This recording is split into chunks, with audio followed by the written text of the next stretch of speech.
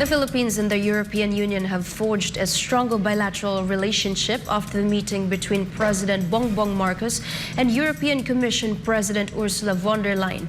Meanwhile, discussions on trade, maritime security and climate change were tackled by PBBM and the European Commission President. Cresilyn Catarong has the news.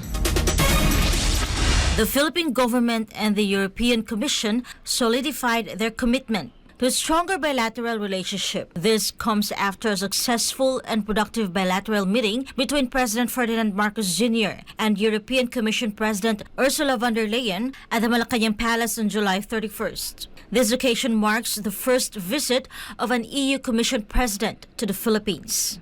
Madame von der Leyen and I concluded a successful and productive bilateral meeting. This is the first visit to the country by the President of the European Commission.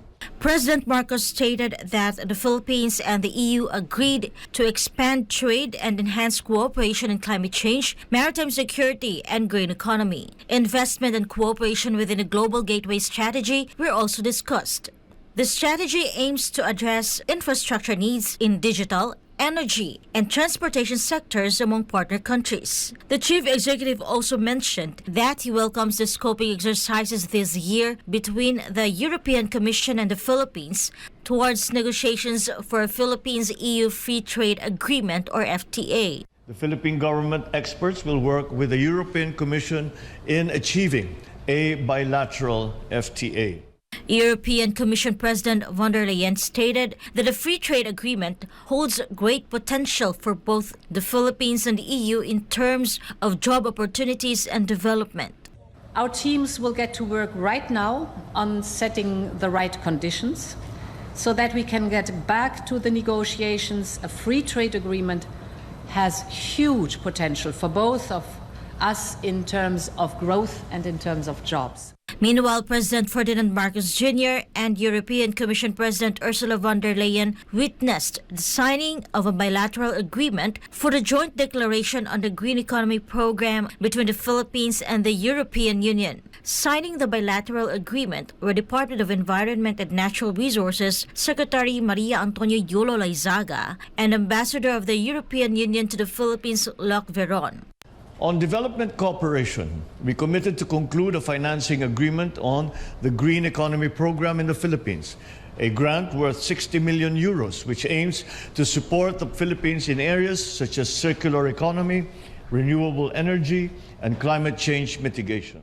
President Marcos also acknowledged the EU's strong support for the Bangsamoro peace process. He also highlighted the progress of the Philippines in terms of rule of law and justice, agriculture, space cooperation, and disaster management. The President also expressed his gratitude to the EU Commission for their dedication to expanding recognition of the standards of training certification and watchkeeping for seafarers certificates issued by the Philippines. President Marcos emphasized that this has a positive impact on the jobs of over 50,000 Filipino seafarers working on EU-flagged vessels. For God and for my beloved Philippines, this has been Cresilyn Catarong, SM9 News. COVID-19 cases are surging once again in the United States, reaching a significant peak in hospitalizations since December 2022. Jean Domingo has the details. COVID-19 cases are experiencing a surge once again in the United States. The week of July 15 saw more than 7,100 COVID-19 patients hospitalized, a notable increase from the previous week's count of 6,444, as reported by the Centers for Disease Control and Prevention. The CDC issued a warning about a 10% spike in hospitalizations, marking the sharpest increase since December of last year. Moreover, as of July 21, an average of 0.73% of emergency room visits were due to COVID-19, which is up from 0.49% on June 21.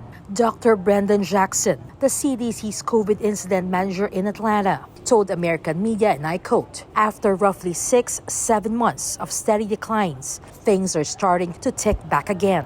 We've seen the early indicators go up for the past several weeks, and just this week, for the first time in a long time, we've seen hospitalizations tick up as well. This could be the start of a late summer wave, end of quote.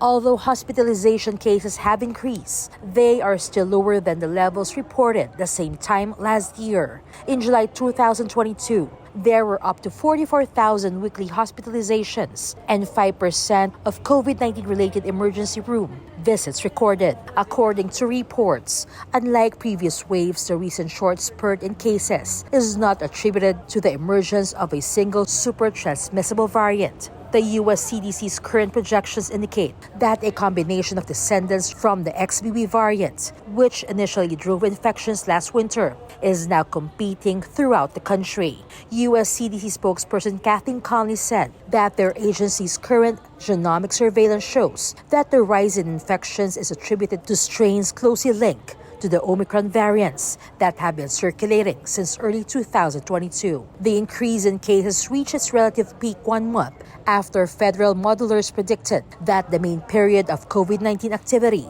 is anticipated to take place in late fall and early winter over the next 2 years, with the median peak incidence between November and mid-January.